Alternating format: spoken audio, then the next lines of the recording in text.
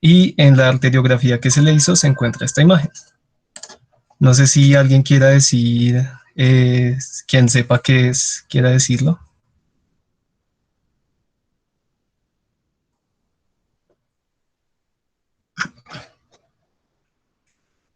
Bueno, entonces se trata de una válvula mitral en bola y jaula. Es una de las primeras válvulas protésicas mecánicas que se diseñó. Se pusieron principalmente en la década de los 60 y los 70 y funcionaba de tal manera que la bola se movía de acuerdo a la diferencia de presiones que había en las cavidades cardíacas.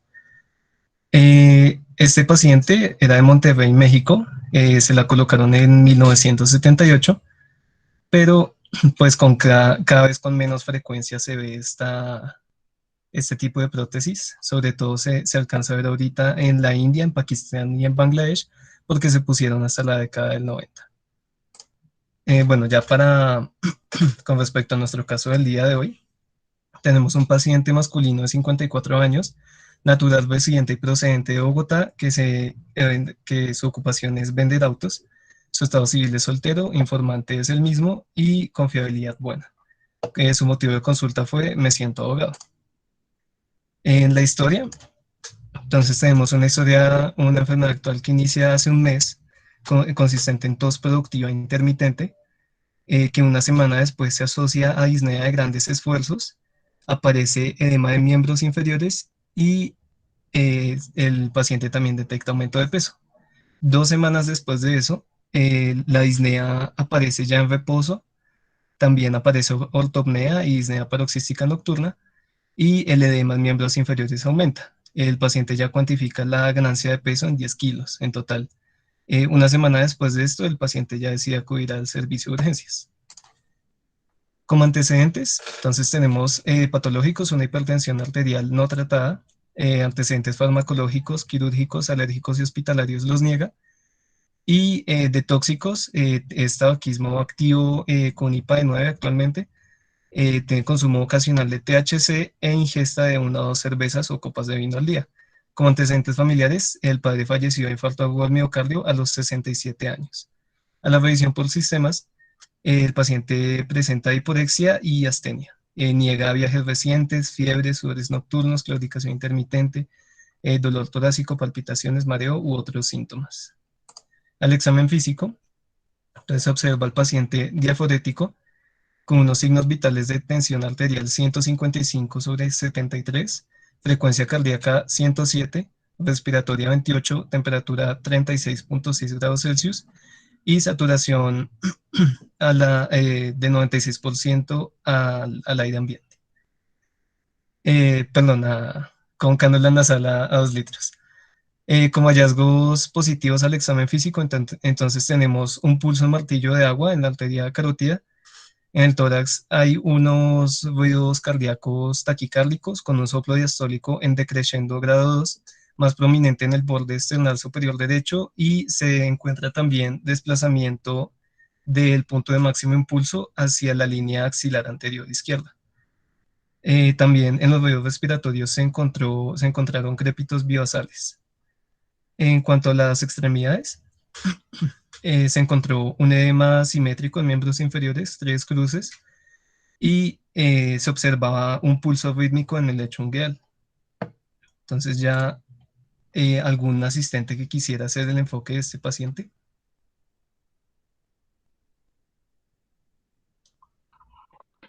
Bueno, buenas tardes.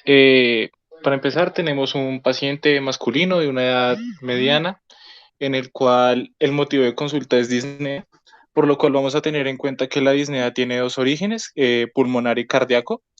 Dado los demás datos del paciente como la historia clínica, la anamnesis y el examen físico, vamos a tener en cuenta que el probable origen de la disnea de este paciente es un origen cardíaco. Entonces, como tal, vamos a valorar qué causas de origen cardíaco, si bien hay muchas, dados los datos del paciente, como puede ser el edema de miembros inferiores, la ortopnea y los crépitos bivasales, podemos enfocar a este paciente dentro de un cuadro de falla cardíaca. Lo siguiente sería entrar a valorar cuál es la causa de esta falla cardíaca. Descartamos algunas: el paciente no tiene antecedente de enfermedad coronaria, por lo cual descartaríamos una etiología isquémica. Como antecedente patológico tiene una hipertensión arterial, lo cual podría ser una posible causa, una falla cardíaca de origen hipertensiva, pero dado los hallazgos al examen físico y lo que sugiere esto, digamos, el aumento de la presión de pulso, el pulso en martillo de agua en la arteria carótida y que el paciente presente, que se le vea el pulso a nivel del lecho unguial, puede sugerirnos que este paciente, aparte del soplo, tiene una valvulopatía, en este caso una valvulopatía de la válvula aórtica, que lo que es más probable por los hallazgos es que sea una insuficiencia aórtica. Listo, muchas gracias, David. Bueno, ahí para Vale. complementar, entonces recordar que cuando uno se enfrenta al paciente que tiene disnea, pues la podemos enfocar como una disnea de origen agudo, dícese menor a 3 semanas, o crónica mayor de 3 semanas. Pues como mencionaba el doctor, pues uno lo que tiene que hacer es apoyarse de este examen físico, la historia clínica y un abordaje inicial que pues usualmente debe incluir un electrocardiograma, por ejemplo, una radiografía de tórax y ya pues para clínicos básicos. Según esto, uno lo puede enfocar en disnea de bajo gasto, alto gasto o pues por alteración de la dinámica respiratoria. Por último, pues algunos se acuerda cuáles son las causas de disnea súbita que siempre nos deben alertar al clínico en el servicio de urgencias.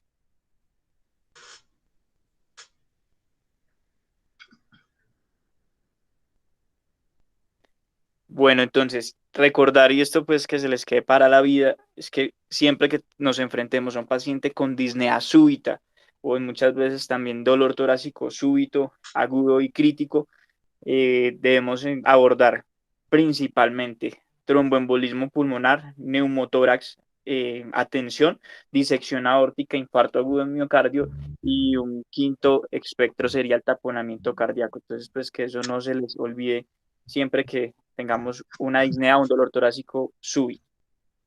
Listo. Bueno, muchas gracias, doctor. Entonces, al paciente se le tomaron estos paraclínicos. Doy unos segundos para que los vean.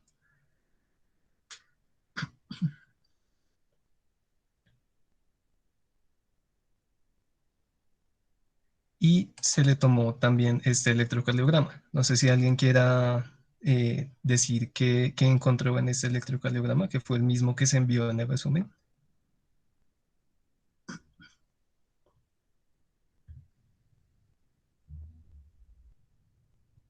¿No? Bueno, este electrocardiograma entonces muestra una taquicardia sinusal, una frecuencia cardíaca aproximadamente de 100 latidos por minuto, un bloqueo atrioventricular grado 1 muy sutil, es muy difícil verlo, una progresión deficiente de la onda R en las derivaciones precordiales y también muestra un agrandamiento de la aurícula izquierda, hipertrofia ventricular izquierda, de acuerdo a los criterios de Lopresti y de Cornell, y también unas anomalías inespecíficas de la onda ST y, perdón, del segmento ST, la onda T, que son más notables en las derivaciones apicales. Al paciente también se le tomó esta radiografía de tórax. No sé si alguien quiere dar su opinión frente a los hallazgos que hay aquí. Si quiere, Fabián Rodríguez.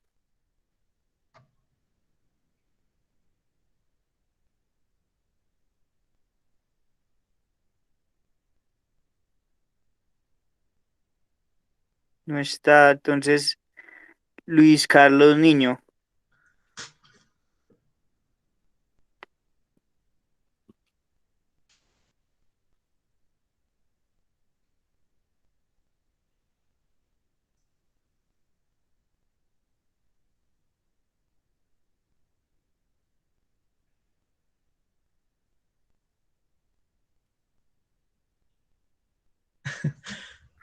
Se perdieron. Bueno, sigue Juan.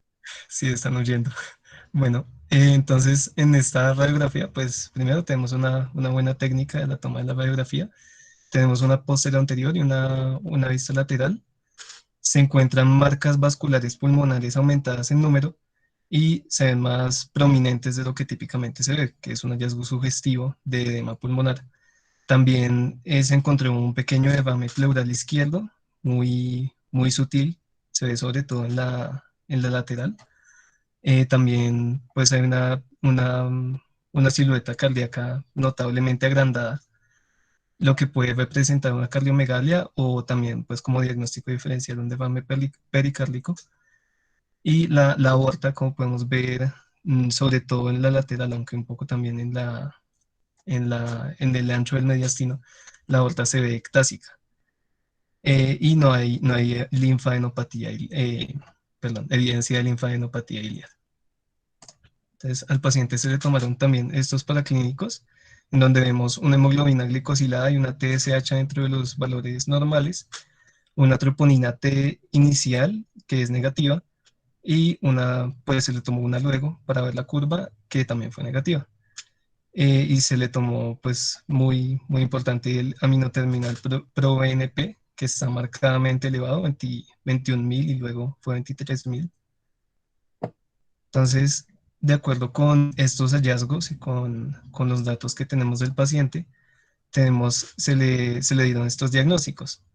La causa de la disnea se cree muy probablemente secundaria a una insuficiencia cardíaca aguda, Stevenson B, NIHA 4 y AJA C teniendo en cuenta la radiografía, pero debería confirmarse esa alteración morfológica con un ecocardiograma para que se le pidió y más adelante pues veremos cómo es. Y adicionalmente por el hallazgo del soplo se sospecha una valvulopatía de estudio que como primera opción tenemos la insuficiencia aórtica para confirmar más adelante. Adicionalmente, por el antecedente del paciente, pues tenemos una hipertensión arterial no tratada y en este contexto de un Stevenson B, pues se inicia terapia con diuréticos de ASA, IECA y beta bloqueadores como manejo inicial del paciente. Entonces, para enfocar este paciente tenemos que... Entonces, el enfoque lo comenzamos con el síntoma principal por el cual consultó el paciente, que es la disnea. Entonces, en primer lugar, vamos a definir la disnea de acuerdo a la Sociedad Torácica Americana, que la describe como una vivencia subjetiva de dificultad para respirar, que es desagradable y puede tener una intensidad variable. Entonces, para evaluar este síntoma, tenemos que tener en cuenta tres aspectos principales: las características de la sensación, que hace referencia más que todo al inicio, con que está relacionado, con que empeora, y el momento en el día en el que se presenta. La intensidad, que es para saber si la disnea ocurre en reposo o con esfuerzos. Entonces, pues le preguntamos al paciente qué actividades puede realizar sin sentirse ahogado, si puede subir escaleras, si puede hablar por un tiempo prolongado, caminar cierto número de cuadras. Y pues también existen algunas escalas que nos ayudan a enfocar esto, por lo menos en falla cardíaca está la NIHA y en EPOC el MMRC. En cuanto a la dimensión afectiva, hace referencia a que pues para que el paciente señale este síntoma, debe ser percibido como desagradable e interpretado como anormal. Entonces, pues para el enfoque ya de la disnea, pues comenzamos con el interrogatorio. Entonces, pues averiguamos acerca de las características de la sensación, los aspectos cronológicos y los cambios relacionados con las posiciones. También debemos preguntar si es persistente o intermitente. En cuanto a la exploración física, en el aspecto general, pues vamos a ver si puede tener una charla normal sin ahogarse, si presenta el uso o no de músculos accesorios, el color de la piel, pues podemos en este caso observar si presenta cianosis peribucal. En cuanto a los signos vitales, pues estaremos pendientes si presenta taquipnea, pulso paradójico o si tiene algunos síntomas, signos de desaturación en la oximetría. En cuanto al tórax, pues vamos a buscar si presenta estertores, sibilancias, distensión pulmonar, entre otros. En la exploración cardíaca vamos a mirar pues principalmente si tiene un tercer ruido, un soplo, si hay aumento en el pulso venoso yugular.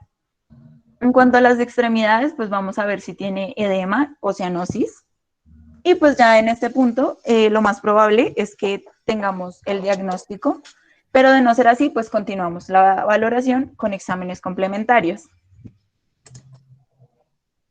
Entonces, pues en este caso se piden la radiografía de tórax, principalmente para valorar la silueta cardíaca y buscar pues signos de insuficiencia cardíaca, que es lo que pues más nos importa en nuestro paciente. Entonces, teniendo en cuenta esto, vamos a sospechar principalmente de un gasto cardíaco bajo, isquemia de miocardio o vasculopatía pulmonar.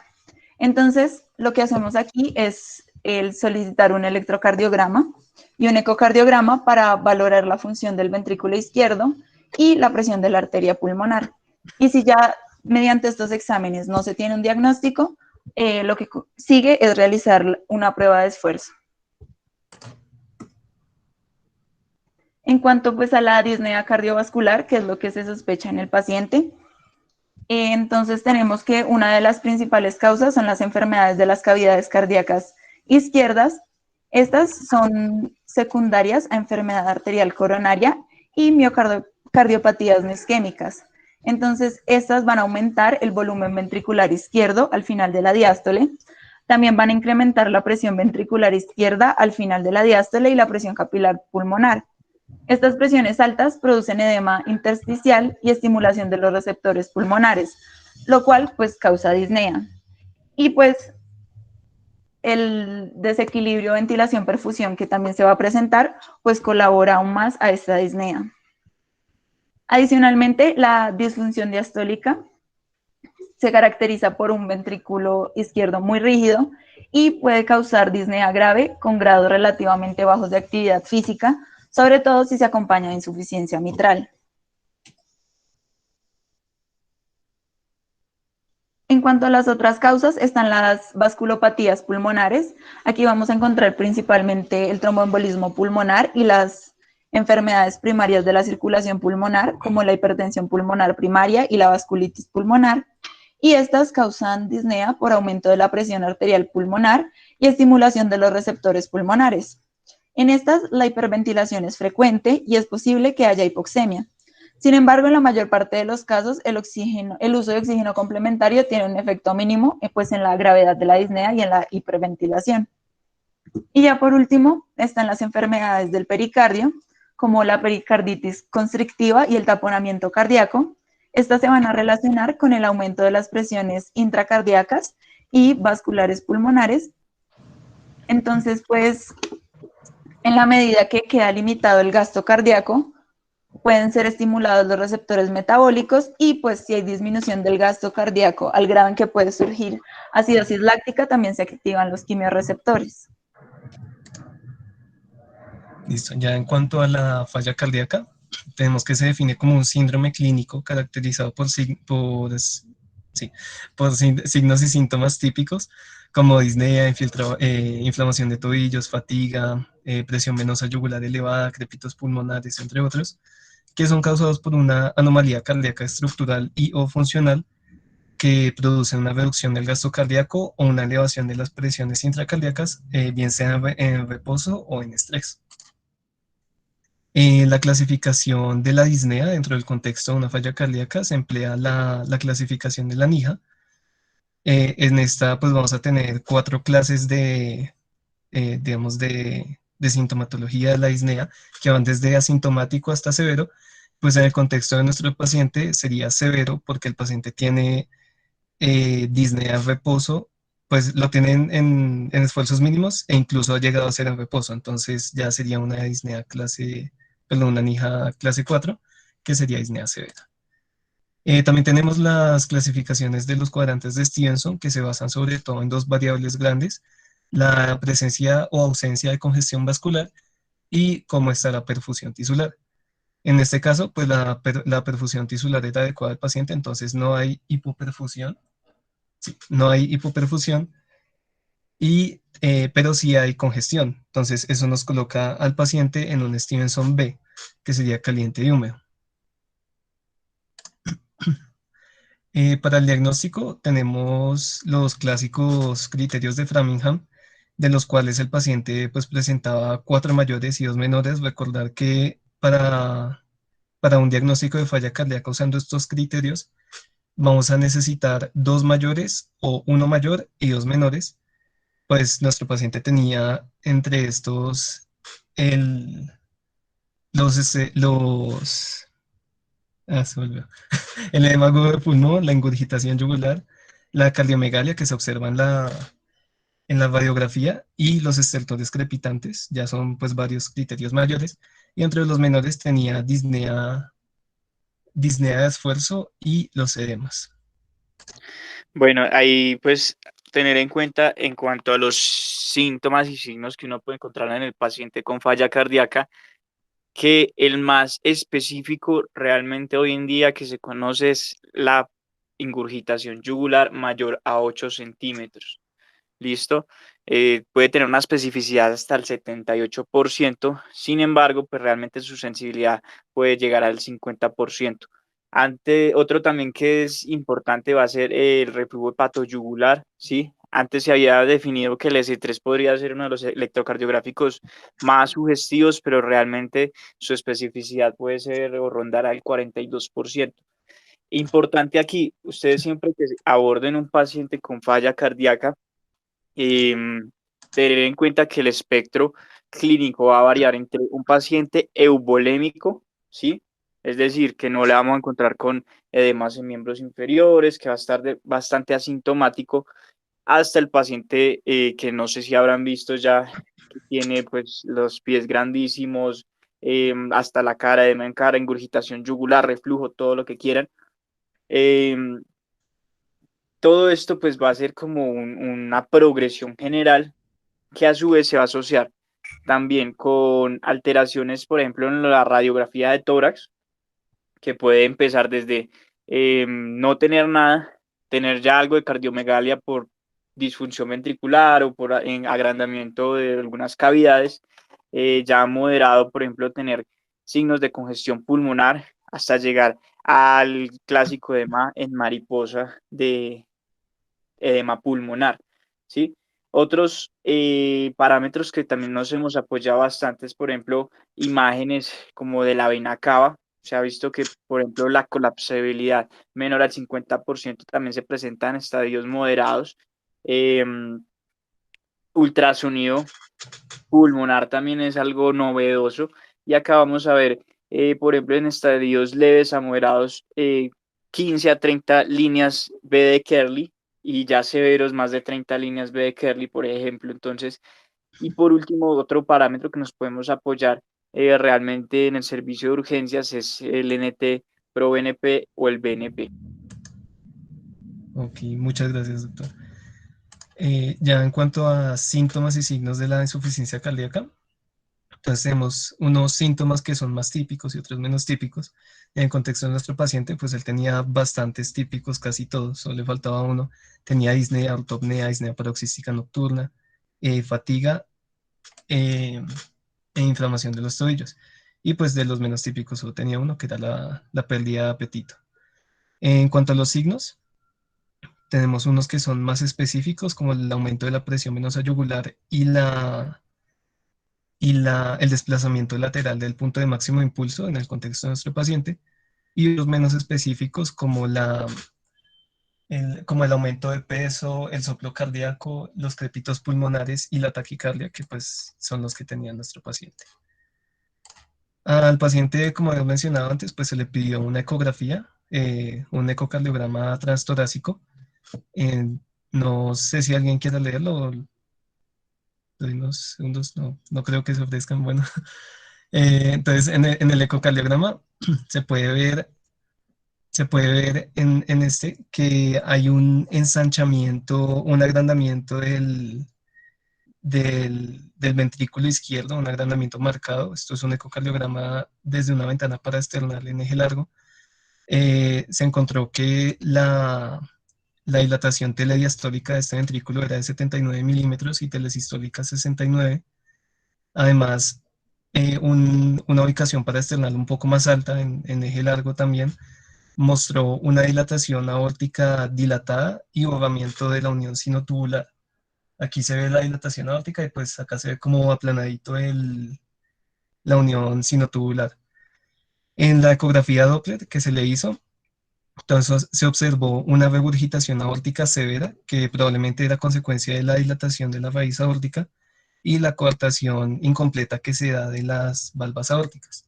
En el modo M, que es este que tenemos aquí, la válvula se le hizo a la válvula mitral y se observó un aleteo de la valva anterior, que es un signo consistente con el flujo de regurgitación aórtica hacia el ventrículo izquierdo en diástole y que afecta el movimiento de esta valva, perdón. Y este signo pues nos sugiere una regurgitación aórtica severa. Eh, entonces, a pesar de que tenemos los criterios de Framingham, que pues clásicamente se han descrito, realmente cuál es la definición oficial de insuficiencia cardíaca según las guías vigentes.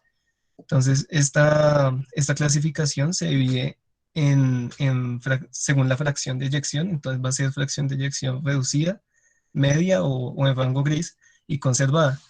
Y debe cumplir con ciertos criterios que serían signos y síntomas, pues claro, la valoración de la fracción de eyección y otros adicionales como los péptidos natriuréticos elevados y enfermedad estructural cardíaca o disfunción diastólica. Bueno, hay una pregunta. Entonces, si digamos estamos en consulta externa,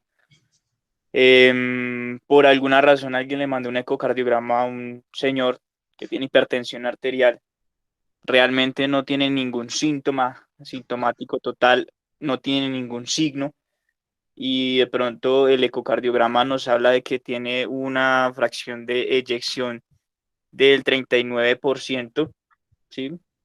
Em, este paciente lo definiríamos como que tiene una falla cardíaca. ¿Alguien Eh, sabe? no, doctor, no se define como falla cardíaca, sería más bien una disfunción ventricular aislada, porque recordemos que, pues como nos dicen los criterios, tiene que haber por lo menos asociados signos y síntomas en el caso de la falla, de que haya una fracción de eyección reducida, como ese paciente. Eh, Bueno, y lo otro ahí también para adicionar es que, bueno, no, sigue, que ya hablaremos de eso. listo.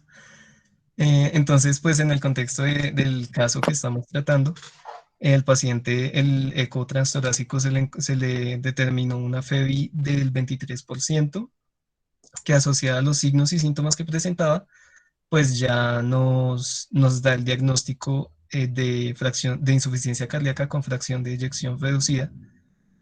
Y pues no hace falta los otros criterios que nos pedirían en las otras clasificaciones según la fracción de eyección. En cuanto a los cambios electrocardiográficos que podemos encontrar en la falla cardíaca, realmente son muchos y son inespecíficos, pero pues algunos de estos pueden ser anormalidades inespecíficas del segmento ST y de la onda T, ondas Q patológicas, arritmias, ondas T gigantes negativas, inversión global de la onda T y prolongación marcada del QT, entre otros varios.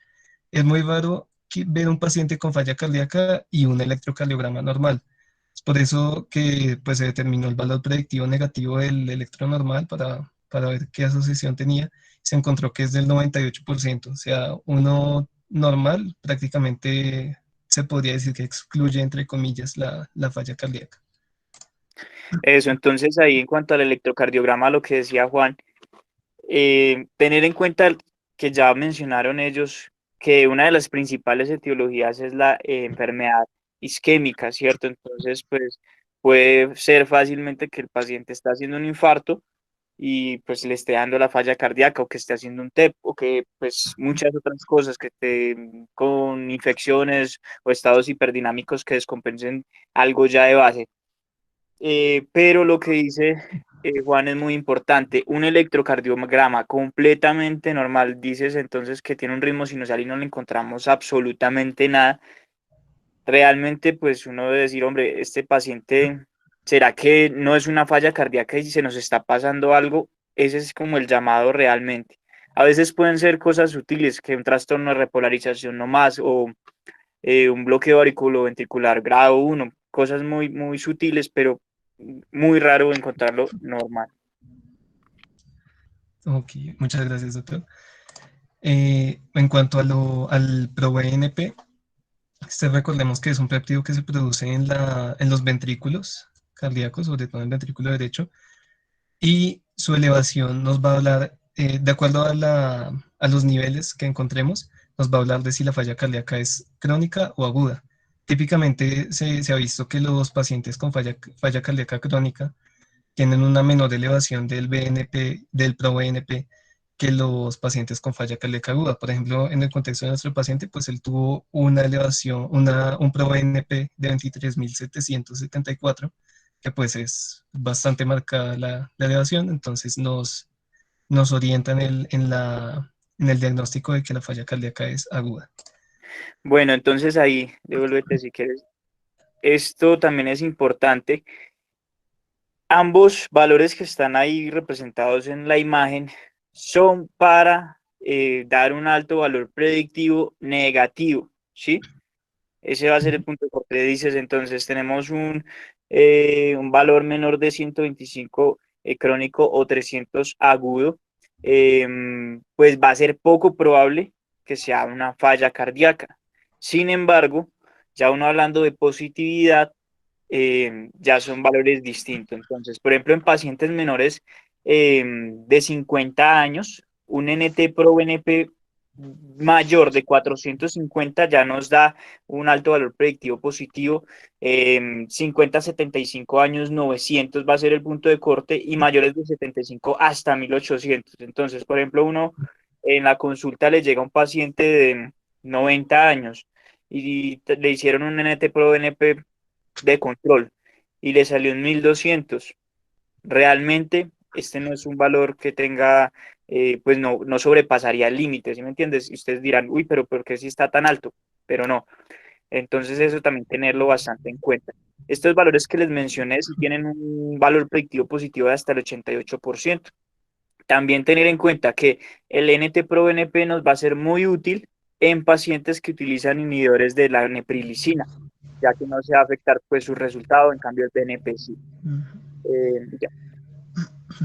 Exactamente, muchas gracias, doctor.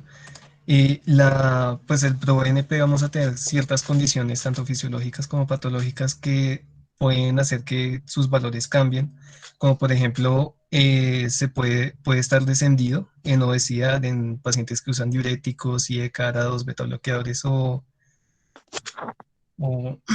aldosterona, y puede estar aumentado en otras condiciones como cardiopatías, enfermedades pulmonares, una enfermedad renal crónica con tasa de filtración menor de 60, y otras condiciones como la sepsis, que el paciente sea mayor de 70 años, la diabetes o la cirrosis. Entonces, en el contexto de un paciente con sospecha de insuficiencia cardíaca aguda, lo primero que nos vamos a preguntar es si el paciente está en shock cardiogénico o no. Entonces, nuestro paciente no está en shock cardiogénico. Entonces, pasamos a ver si está en insuficiencia respiratoria. Como no está en insuficiencia respiratoria, pues ya pasaríamos a ver la causa, a pensar en la etiología. Para esto nos vamos a valer de la mnemotecnia o el acrónimo CHAMP, que nos va a hablar sobre la C, sobre síndrome coronario agudo, pues la C de coronario, la H de emergencia hipertensiva, la A de arritmia, la M de una causa mecánica, que pues la causa mecánica es lo más sospechado en este paciente y pues se demostró en el eco, y la P de embolia pulmonar. Dentro de las múltiples etiologías que puede tener la falla cardíaca, pues nuestro paciente se encuentra en una condición de carga anormal, específicamente debido a la hipertensión que tiene, que no está en tratamiento, y los defectos estructurales de las válvulas, que pues en este caso muy probablemente no, definitivamente es adquirido.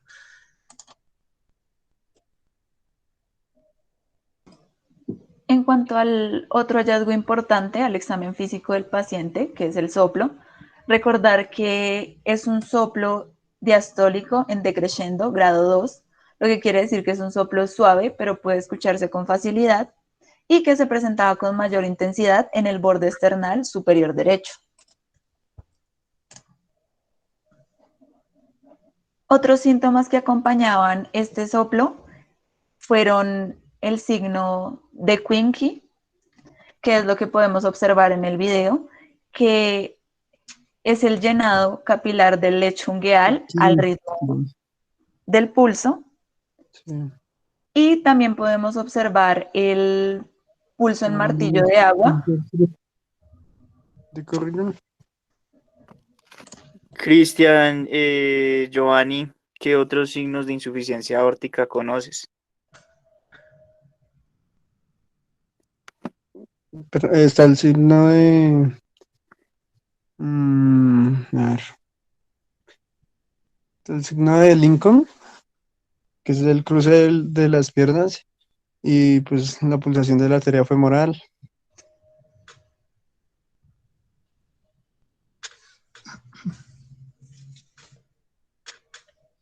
Está el signo de Muset, el signo de Landolfi. Entre otros. No sé, ¿digo más o...?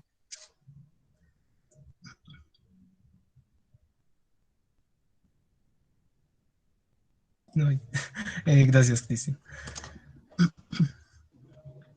Porfa, devuélvelo un segundito. Ah, perdón. Una cosa más es que en este paciente se encontraba la presión de pulso amplia.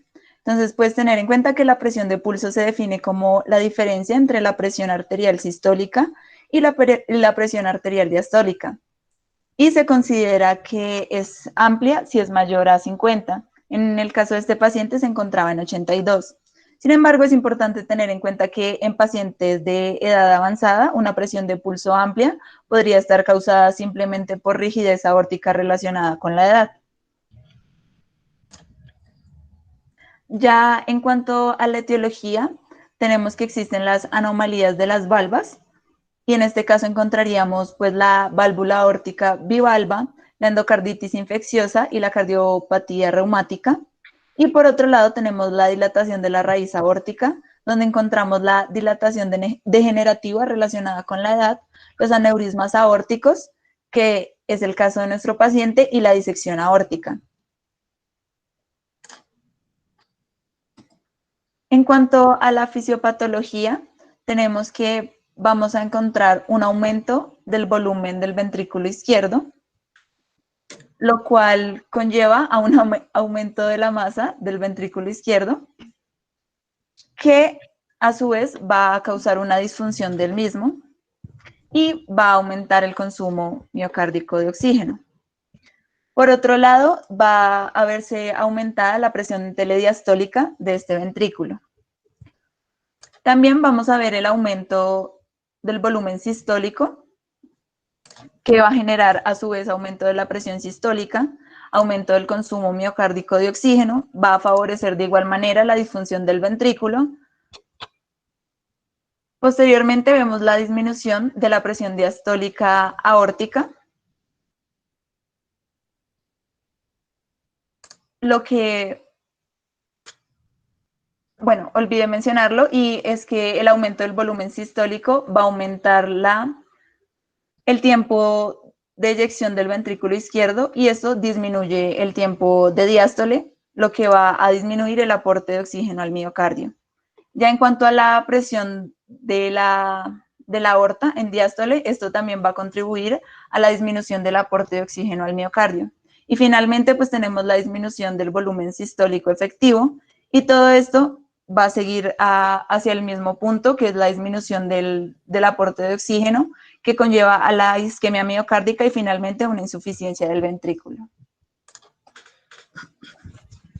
Ya en cuanto a la presentación clínica de la insuficiencia aórtica, pues anteriormente mencionamos algunos signos, pero acá están otros que podemos ver. El signo de Muset, que es el balanceo de la cabeza con cada latido cardíaco.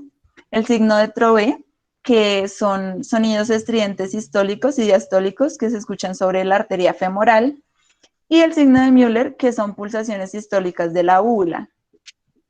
A la auscultación vamos a encontrar como hallazgo principal el soplo diastólico, que es un soplo de alta frecuencia y que comienza inmediatamente después de A2.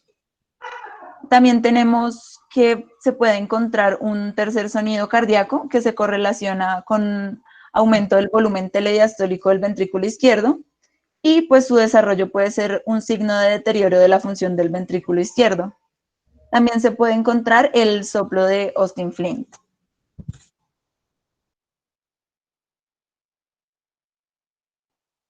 En esta tabla podemos ver cómo podemos clasificar el estadio en el que se encuentra el paciente en cuanto a la insuficiencia aórtica.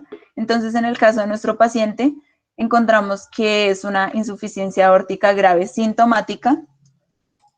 En cuanto a la parte de la anatomía de la válvula, pues este paciente presentaba dilatación de la aorta ascendente. Y en cuanto a la parte sintomática, pues el paciente presentaba disnea y los síntomas de insuficiencia cardíaca.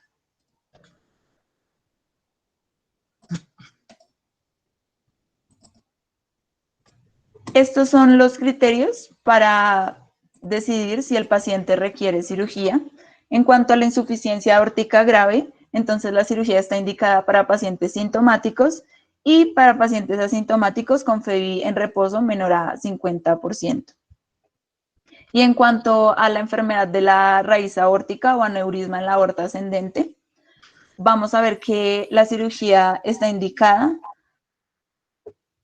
cuando la raíz aórtica tenga un diámetro máximo mayor a 55 milímetros y cuando se considere el reemplazo de la raíz aórtica o de la aorta ascendente si el diámetro es mayor a 45 milímetros, especialmente en presencia de válvula bicúspide.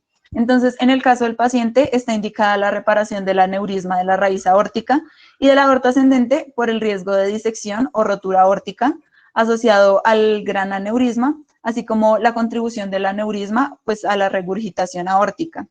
Y pues se estima que el riesgo de la disección aórtica o muerte asociada con el aneurisma comienza a superar el riesgo de las complicaciones relacionadas con la cirugía, una vez que la aorta ascendente crece más allá de un umbral de 5.5 centímetros de diámetro. Entonces, por lo tanto, la cirugía que generalmente se ofrece a estos pacientes no tiene un riesgo de muerte mayor al 5%. Entonces, al paciente finalmente se le pidió un angiotac para valorar las dimensiones específicas de la dilatación aórtica que se observaron en la ecocardiografía y se encontró que el aneurisma involucraba la raíz y la aorta ascendente. Medía más de medía hasta 7.5 centímetros en su punto más ancho y afortunadamente no había ningún signo de disección aórtica. Entonces, como ya dijo Laura, el paciente cumplía los criterios quirúrgicos para intervención del aneurisma y de la válvula. Se le inició, pues como habíamos mencionado anteriormente, ya antes del enfoque, se le había iniciado furosemía intravenosa, que mejoró notablemente los síntomas congestivos. También se le inició esmolol para reducir la frecuencia cardíaca, la tensión arterial y la fuerza de eyección del ventrículo izquierdo hacia la aorta. Esto con el objetivo de disminuir el riesgo que tenía el paciente de disección y agotura del aneurisma. Y se le inició también nitroprusiato intravenoso para controlar la tensión arterial en el contexto del aneurisma, que luego se cambió por nifedipino. El esmolol también se le cambió por metoprolol tartrato. Finalmente, ya esos dos fármacos se le cambiaron a la betalol con el objetivo del manejo preoperatorio y finalmente se le hizo un reemplazo de raíz aórtica compuesto que pues, consiste en el reemplazo no solo de la raíz aórtica, sino también de la válvula aórtica y el reemplazo de la aorta ascendente se le hizo también en el día 13 de hospitalización. Y ese sería nuestro caso del día de hoy. Muchas gracias.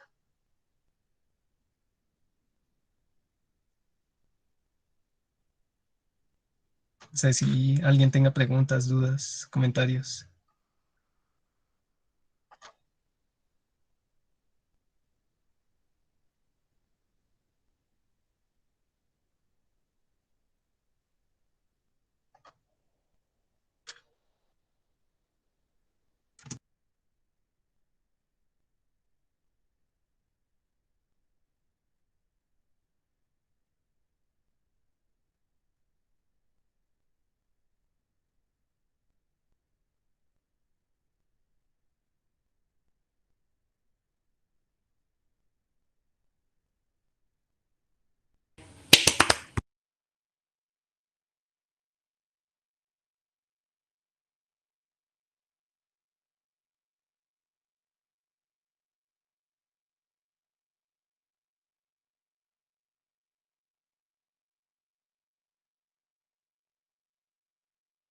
Doctor, me queda una pregunta. En cuanto a lo que nos mencionaba de los valores de NT pro NP dependiendo de la edad, por ejemplo, si uno tiene, pues entiendo que tenemos como un valor predictivo negativo y un valor predictivo positivo que en medio de los cuales hay una zona como gris. Entonces, por ejemplo, en el caso de un paciente de 80 años, como lo decía el doctor, con un valor de 1200, el enfoque, sí, o sea, si bien no es diagnóstico, el enfoque debería variar. Digamos, deberíamos pensar que la disnea es producto de otra etiología o cómo sería el enfoque en ese sentido. Pues sí, como mencionabas, entonces pues uno tiene esa zona gris. Por ejemplo, un paciente mayor de 75, la zona gris sería entre 300 a 1800 del BNP, en el cual realmente pues no nos está descartando ni nos está confirmando, ¿sí? Lo que uno, o sea, estos pacientes usualmente ya que tenemos estos valores, no suele ser el contexto agudo, sino, por ejemplo, en seguimientos, ¿sí? Entonces ya tienen usualmente el diagnóstico de falla cardíaca y uno lo que hace es seguir ajustando, titulando el bloqueo neurohumoral, basado pues en los síntomas y en los hallazgos imagenológicos que dispongamos. Y le haríamos nuevos controles, tratando pues o tener más pendientes esta parte de que si ya pasa los valores críticos, pues definitivamente este paciente pues nos está faltando bastante en el manejo. Entonces ahí recordar de manera básica, ya en el contexto ambulatorio, que pues el pilar del tratamiento va a ser el IECA y el beta bloqueador, ¿sí? Distinto al manejo agudo, que nos basaremos en los cuadrantes de Stevenson. Si tiene sobrecarga, pues el diurético. Lo enfocaremos también si es el paciente en contexto de hipotensión o hipertensión, y según esto utilizaremos vasodilatadores eh, inotrópicos, entre otros, ¿sí? Pero ya en el contexto ambulatorio, pues el pilar va a ser IECA, beta bloqueador. Si esto no nos funciona, ya pasaríamos a una tercera línea que sería por los bloqueadores de los receptores de aldosterona, ¿sí? Ya una cuarta línea, pues realmente lo que más tiene evidencia es hoy en día el uso de los ARNI o el Entresto, que es el inhibidor de la neprilicina con bastante evidencia, el Paradigm principalmente fue el estudio, y algo que se ha hablado también bastante en estos últimos años es el uso de la dapaglifosina o la empaglifosina, ¿sí? Que ya tenemos estudios como el DAPA-HF, y hace poco salió también el estudio pues en enfermo renal crónico, ambos con importante impacto en cuanto a supervivencia de estos pacientes, tengan o no diabetes, ¿sí? Entonces esto es como otro de los pilares que ha venido en manejo. Todo esto es lo que tenemos que ir viendo en la consulta para ir optimizando el manejo de nuestros pacientes realmente, e ir haciendo pues el control seriado de estos biomarcadores.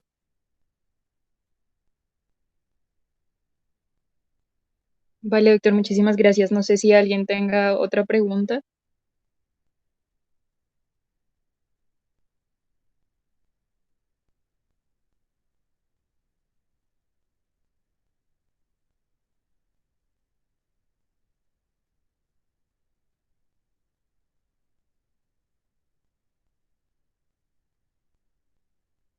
Bueno, entonces los invitamos a que por favor diligencien la asistencia.